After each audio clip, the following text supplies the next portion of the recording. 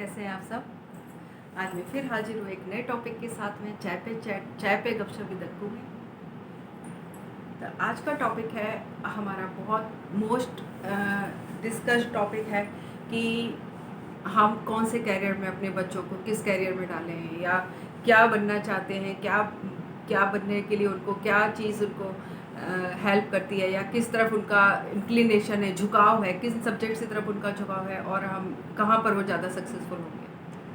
तो सक्सेसफुल होने के लिए बच्चे का अपना इंटेलिजेंस, अपना इंटरेस्ट तो होता ही है, पर कई बार ऐसा होता है कि पेरेंट्स कहते हैं हमारा बच्चा तो इस जॉब में मान लीजिए कहते हैं हमारा बच्चा तो डॉक्टर बनेगा या आर्किटेक्ट बनेगा, इंजीनियर बनेगा, वही बनेगा, वो उसका इंटरेस्ट है। बच्चे भी कह देते हैं, पेरेंट्स को शुरू से सुनते आ रहे हैं स्टार्टिंग से, हाँ हाँ मैं तो वही बनूंगा। कब बेटा क्या बनोगे? हाँ मैं तो डॉक्टर बनूंगा, हाँ मैं तो इंजीनियर आर्किटेक्ट बनूंगा,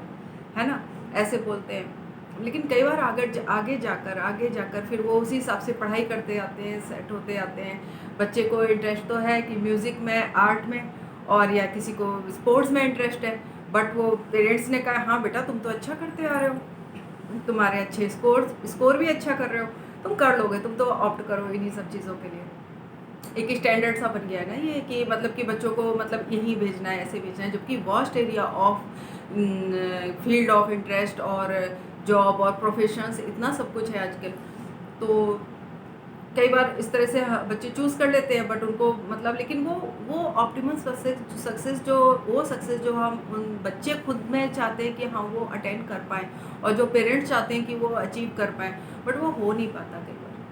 क्यों होता है ऐसा? फिर तो कहते हैं यार ये तो ऐसे ही था, हमारी तो बिजनेस फैमिली थी, या हमारी तो ऐसी फैमिली थी, हमारी वैसी फैमिली, हमने नहीं किया तो इसने नहीं किया होगा। या देखो जो कई बार ये कहते हैं कि वो फादर उस जॉब में है, चलो फादर डॉक्टर हैं तो बेटा भी डॉक्टर ही बन जाए, उसमें जाएगा वो कर लेगा, लेकिन बेटे को उसी फील्ड में भेजते हैं तब भी बेटा नहीं कर पाता। रीज़न क्या है इसका? कौन सा ऐसा क्या, किन चीज़ों पर, किन फैक्ट्स पर, किन कॉजेज़ पर ये डिपेंड करता है? तो इसमें कई सारी चीज़ें हैं और एक बहुत इम्पॉर्टेंट चीज़ है जीन्स क्या हमारी डेस्टिनी डिसाइड करती है? जीन्स हमारी डेस्टिनी तो डिसाइड नहीं करती, बट जीन्स हमारे जो जीन्स होते हैं जिनको हम बाय बर्थ अपने साथ लेकर आते हैं, तो एक उसके साथ आता है जीन्स में एक set of aptitude, set of characteristics हमारे साथ आती हैं, सेट ऑफ इंटरेस्ट, हमारा सारा का सारा मेंटल जो फ्रेम होगा, जो हमारी क्वालिटीज़ होंगी, जो हमारा नेचर होगा, सारा का सारा हम अपनी जीन्स में अपने साथ लेकर आते हैं। फिर इन्वायरमेंट के अकॉर्डिंग उसमें चेंज आता है, बट वो चेंज आता है, सॉरी, वो चेंज 10% 20% चेंज आता है। लेकिन अगर हम अपने जीन्स के अकॉर्डिंग और हमारे इंटरेस्ट के अकॉर्डिंग अपना area of opportunities, job set करते हैं, गोल सेट करते हैं, तो हमारे सक्सेस के चांसेस 99% होते हैं।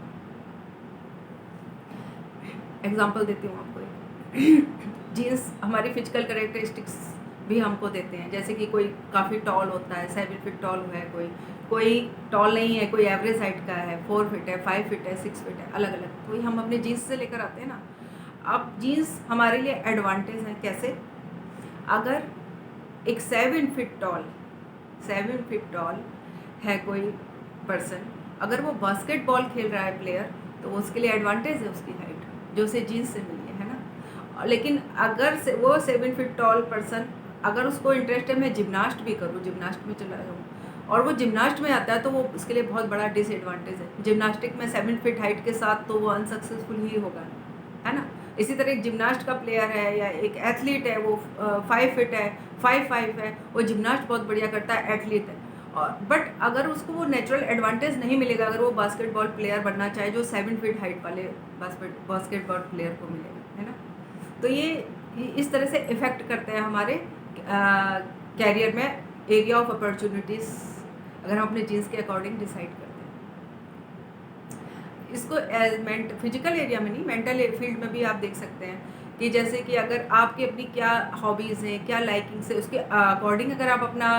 कैरियर चूज़ करते हैं तो आप बहुत सक्सेसफुल हो जाते हैं, है ना। अगर आप विश्वनाथन आनंद हैं, चेस में उनका मेंटल इंटेलिजेंस का सेट ऑफ एप्टीट्यूड अलग है और उनकी क्वालिटीज़ अलग हैं, उनकी इंस्टिंक्ट्स अलग हैं, और वो चेस खेलते हैं, तो चेस प्लेयर है और इतना वर्ल्ड नोन चेस प्लेयर है ना। और एक तरफ ए आर रहमान जी और इतने वर्ल्ड नोन म्यूज़िक कंपोज़र हैं, उनका भी एक सेट ऑफ एप्टीट्यूड है, उनकी एक क्वालिटीज़ है, मेंटल क्वालिटीज़ है, उनका एक वो है। तो अगर उनके फील्ड एक्सचेंज करा दिया जाए, अगर ए आर रहमान जी से कहा जाए आप चेस खेलें और विश्वनाथन आनंद जी से कहा जाए कि आप म्यूज़िक कंपोज करें, तो दोनों ही डिसएडवांटेज हो गए उनके जीन्स का सेट ऑफ, मतलब कहते हैं ना जो उनके करेक्टरिस्टिक्स हैं, वो उनकी लाइकिंग्स हैं, उनका एटीट्यूड है, तो वो डिसएडवांटेज है उनका एक दूसरे के फील्ड में, वो नहीं कर पाएंगे, अनसक्सेसफुल हो जाएंगे। तो अगर अपनी आप मेंटल करेक्टरिस्टिक्स, फिजिकल करेक्टरिस्टिक्स के अकॉर्डिंग अपना फील्ड, कैरियर और एरिया चूज़ करते हैं और ये आपके बच्चे चूज़ करते हैं, तो सक्सेसफुल होने की पॉसिबिलिटीज़ होती हैं 90% बढ़ जाती है। तो इसके अकॉर्डिंग अपने कई बार टॉप की कंपनीज़ में और टॉप की पोजीशंस पर जो लोग होते हैं, आप देखिए वो ना केवल वेल ट्रेंड होते हैं अपने सब्जेक्ट में, उन्होंने डिग्रियां ली हुई होती हैं, है ना, लेकिन उनकी पर्सनैलिटी भी उनके वेल सूटेड होती है प्रोफेशन के अकॉर्डिंग, तब वो इतना टॉप पर पहुंच पाते हैं। एक सेम डिग्री ली है, सेम कॉलेज से क्वालिफिकेशन ली है ना, सेम ट्रेनिंग ली है, लोग ऐसा होता है ना, और दो पर्सन्स ने, लेकिन एक पर्सन है जो वो मतलब उसको वेल सूटेड है, उसकी पर्सनैलिटी, उसको वो he likes the job, that job, और वेल सूटेड है, वो बिना किसी प्रेशर के उसको अच्छी लगती है, तो उसने वो किया, उसमें ऑप्ट किया है, तो वो एकदम टॉप की पोजीशन पर है और बहुत अच्छे से हैंडल कर रहा है, और वो एवरेज एम्प्लॉय रह गया है जो कि उसकी पर्सनैलिटी को सूट नहीं करता, वो बस आया हुआ है कि चलो हमें जॉब करनी है, ये करनी है, हमें ये करना था, इसलिए हमने ऐसा कर दिया है। तो एरिया ऑफ कैरियर डिसाइड करते हुए अपनी कैरियर के लिए स्ट्रीम सेलेक्ट करते हुए अपनी पर्सनैलिटीज़ को, अपने एप्टीट्यूड्स को, अपनी लाइकिंग्स को और अपने इंटरेस्ट को ज़रूर ध्यान उसमें अपने पॉइंट में रखिए और अपने उस चीज़ को ज़रूर इम्पोर्टेंस दीजिए, और जिस तरह ताकि आपकी जो जीन्स हैं, आपके एरिया अपॉर्चुनिटीज़ जो प्रोवाइड हो रही हैं आपको, उसमें आपके लिए एक बहुत बड़ा एडवांटेज और हेल्प साबित हो, डिसएडवांटेज नहीं। तो आज अब टाइम हो गया आपकी टिप्स का। तो आज की मेरी टिप्स है कि आजकल फैशन चल रही है कोड सेट्स की, बहुत फैशन में है कोड सेट्स, बट कई बार वो ना पहन लेते हैं, लोगों को देखा है तो नाइट सूट जैसे लगते हैं, कई बार देख लगता है यार ये नाइट सूट पहन के तो नहीं आ गए। मैंने तो अपनी एक दो फ्रेंड से पूछ भी लिया कि ये नाइट सूट पहन के तुम आगे बाहर, नहीं ये कोड सेट्स है, ये फैशन में नए चल रहे हैं। मैंने कहा अच्छा, तो फिर मैंने सर्च किया, मैंने कहा कोड सेट्स कैसे हैं, क्या हैं, मतलब ये नाइट सूट जैसे। तो उसमें मुझे 2-3, अगर आप कोड सेट्स बहुत अच्छे लगते हैं पहनने, मैंने भी लिया हुआ है, तो अगर आप उसमें 2-3 चीज़ें आप याद रखेंगे, उसमें माइंड में रखेंगे ना, उसको बाय करते समय या बनवाते समय, तो आपके कोड सेट्स नाइट सूट नहीं लगेंगे। सबसे फर्स्ट तो जो आपका उसका वो कॉलर और जो सामने की जो बटन का जो स्ट्रिप्स होता है, आपके कोड सेट्स में ये पैटर्न से बचें। आप अपना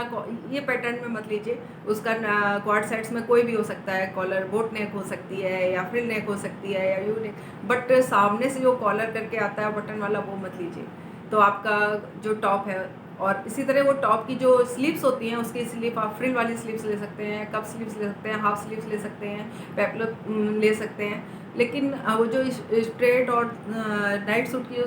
स्लीव्स होती है ना, वो पैटर्न होता है, वो यहाँ जो 3/4 से आगे आके यहाँ तक का पैटर्न होता है, वो वाली स्लीव्स सेलेक्ट मत कीजिए उसमें, तो आपका कोट सेट्स नाइट सूट नहीं लगेगा। और ऐसे ही जो उसका जो फैब्रिक होता है, फैब्रिक मोस्टली जो हमारे नाइट सूट होते हैं उनका फैब्रिक कॉटन होता है या कॉटन मिक्स होता है ना, तो आप